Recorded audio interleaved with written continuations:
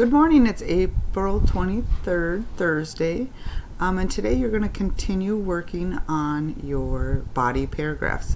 So your learning targets are: I can evaluate and determine evidence to be used in my explanatory essay. I can write the body paragraphs for my essay. I can use a rubric as a guide to complete an embedded assessment successfully. Okay.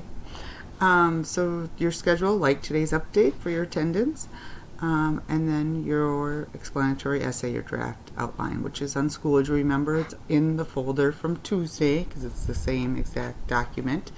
And again, it's a 5-page document, 1 page per paragraph, since the first paragraph is the introduction. The second, third, and fourth paragraph are your body paragraphs, and then your 5th paragraph is your conclusion. Now, all the information you are typing up on this document, we will be typing it onto a Google Doc later, okay, putting it in paragraph form. Right now it's just to make sure you have all the pieces of the paragraph. So if we take a look at the document, so on Tuesday you wrote the introduction, your hook. Remember, you got to write a question, interesting fact, statistics, something to grab your reader's attention. Your question may not be the essential question, which is your whole paper. You have to come up with a new question if you're going to do a question. Transition and background information. Remember, you're just kind of giving more information about what the paper is going to be about. You're not going into great detail because that's coming down later. Your thesis statement. Remember, that's where you restate the essential question and list the 3 reasons from your bubble map that you have selected that you're going to use evidence to support. So if I take a quick look at that, some of you shared this document with me, which was fine, but some of you just did your reasons here, but then you didn't finish and fill in the blanks here in this green part, because this is your thesis statement. People can enhance their lives through observing and interacting with animals, and then you might need to use a different word versus by. It could be something else, that's why it's not highlighted. And then whatever your 3 reasons were up here, if you said like companionship or friendship or health reasons or whatever the reasons are, that you have at least 2 examples for each reason from our either Springboard text, the articles, your own life, or a movie, a nonfiction piece that you found. So you just list those 3. The first one, comma, second, comma, and then your 3rd one. That's your thesis statement. This sentence is going to go right here. Thesis statement. List reasons, importance of the topic. Right here.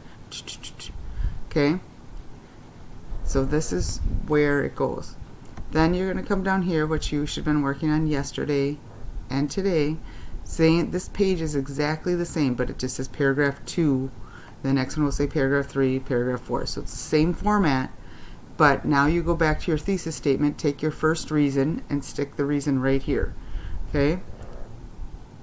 And then now write a sentence, a topic sentence. Okay? Again, your topic sentence is telling us what the paragraph's going to be. Your first reason is that animals enhance people's lives is. So you got to use that question again, and you got to use a transition word first. That's why it says right here, big capital letters, first reason. So write that down here, write a sentence. Okay? Title of the source, again, because when you go to write the paper, you got to tell us who it was. So again, if it's the movie or whatever, then you don't need to, but obviously the articles all have an author, and the Springboard text do. Again, write down your evidence in sentence form, because you're doing your prep work to put it into your paper. Okay? What page did you get this evidence? Because again, you're going to have to cite it in your paper. Commentary, remember, this is your logic. Why does this evidence support whatever the reason is? Tell us why that supports it. Okay, then you do the same thing for your second text evidence. Okay, same format. Again, you're telling your reasons down here why you think this stuff. Again, don't use the words I think, but you're going to tell us that this is, remember we use the words this shows that. That's a good way to do your commentary. The only time you're going to be using I in your paper is going to be if you use personal experience. So if you use personal experience, then you're going to use it, but on the other stuff you won't use it. Okay, paragraph 3. Again, that's your second supporting detail, whatever the second reason was in your thesis statement. Same exact format. Then you're going to do your third supporting detail. So these all need to be done before tomorrow, because then tomorrow I'm going to give you a video to show you about the conclusion. So in today's folder, the only thing that's going to be in there is the daily slide and this video. Otherwise, you have to go back to Tuesday to get this document. And if you need to look at the brainstorming sheet, or the thesis sheet, excuse me, this one is in Monday's folder, so if you need to go find that. Also at the top of the distance learning folder is the rubric that we're going to be using to grade you, so if you want to look at it, you can look at it there too. And that is, let me go, so if I go back to the distance learning folder, it's going to be right here, rubric for unit 2. So you can open that if you want to look at it. Oops, not that one. It's right here.